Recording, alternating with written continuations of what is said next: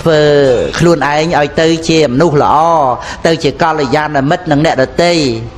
ធ្វើអីឲ្យគេបានសុខកុំឲ្យគេមានភ័យនិយាយអីក៏ឲ្យគេបានសុខគេនឹកឃើញគេចង់ជួបនឹកឃើញគេចង់ស្ដាប់គេចង់និយាយរកឮសូរថាយើងចង់ជួបគេអណានោះខ្លះបានទេណាឮថាចង់ជួបគេភ័យហ្មងមករកអីអញទៀតណាមានការអីឆាប់និយាយមកកុំឲ្យទុកឲ្យខ្ញុំភ័យយូរពេកអានឹងវាអញ្ចឹងឲ្យតែបានជួបគឺថាបានរឿងដាក់គេរឿងនេះរឿងនោះនិយាយចេះនិយាយចោះគឺថាពាក្យប្រព្រឹត្តទៅឥតប្រយោជន៍ពាក្យលើកជាបញ្ហាពាក្យនាំរឿងនឹងមិនមែនជាពធទេសនាទេទេធម៌ទេសនាគឺដោះស្រាយគ្រប់បញ្ហាទាំងអស់មិនថារឿងមេឃរឿងដីរឿងព្រៃព្រឹក្សាទន្លេសមុទ្ររឿងណាល្អឬមិនល្អអីទេគឺថានិយាយមិនឲ្យមានបញ្ហាអ្វីអ្វីគឺស្ថិតនៅក្រោមដំណោះស្រាយបានទាំងអស់នឹងឯងគឺថាដូចក្រន់តែជាមេសោតែប៉ុណ្្នឹងទេប៉ុន្តែពធទេសនាជាកូនសោចេញមកជាកូនសោនៅឯងចាក់អញ្ចឹងទៅតែហ្មងប៉ុណ្ណាអញ្ចឹងអាការដែលយើងនិយាយធម្មតាយើងមិនហៅទៅសំដែងធម៌ទេសនាក៏ដោយប៉ុន្តែនិយា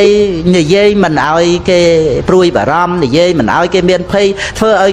គេចង់ស្ដាប់គេចង់ជួបគ្រាន់តែនឹកឃើញយើងទៅគឺគេសប្បាយចិត្តប៉ុន្តែព្រោះយើងមិនដែលឲ្យគេភ័យព្រួយរឿងអីមិនដែល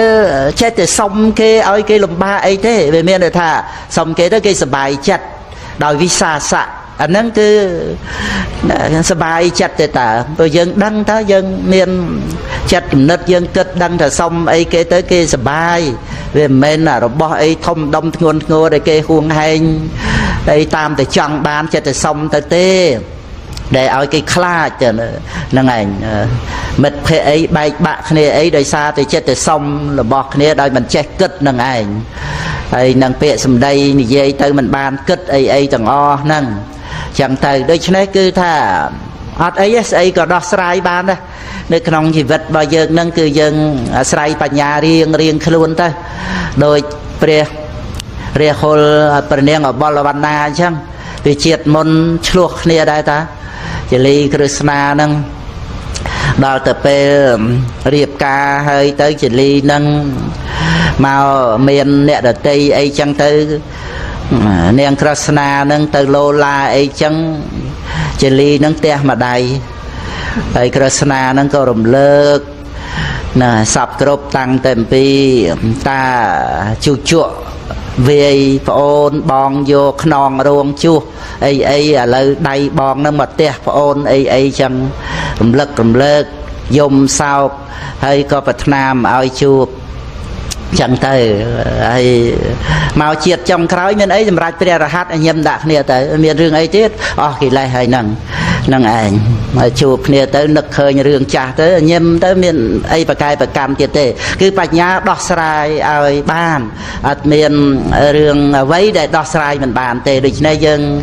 នាំគ្នាមករកពុទ្ធធម៌ប្រសង់រហូតដល់តែស្លាប់រៀងខ្លួនទៅយើងកុំទៅណាទៅណីទៀតព្រោះយើងធ្លាប់អស់ហើយក្នុងវដ្តសង្សារអ្នកមានអ្នកក្រមនុស្សទេវតាសត្វទេឆានគោក្របីកាយឆ្មានរកប្រែតឥឡូវនៅតែយើងបានជួបព្រះអង្គដើម្បីសម្រេចមគ្គផលទ្វារនៃព្រះនិព្វាននៅបើកស្រាប់យើងចូលទៅកាន់ព្រះនិព្វានអញ្ចឹងគឺយើងបាយរីករាយសម្អាតចិត្តសន្តានរបស់យើងឲ្យបានស្អាត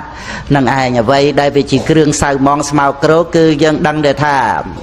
យកចេញនឹងឯងសេចក្តីស្រឡាញ់ដែលវាជាកិលេសយើងប្រើប្រាស់ឲ្យទៅជាមហាកុសលដឹកនាំគ្នាបបួលគ្នាមកស្ដាប់ពធសិក្សាពធរក្សាសិលចឹងទៅវិញទៅហើយបើថាការខឹងស្អប់អីក៏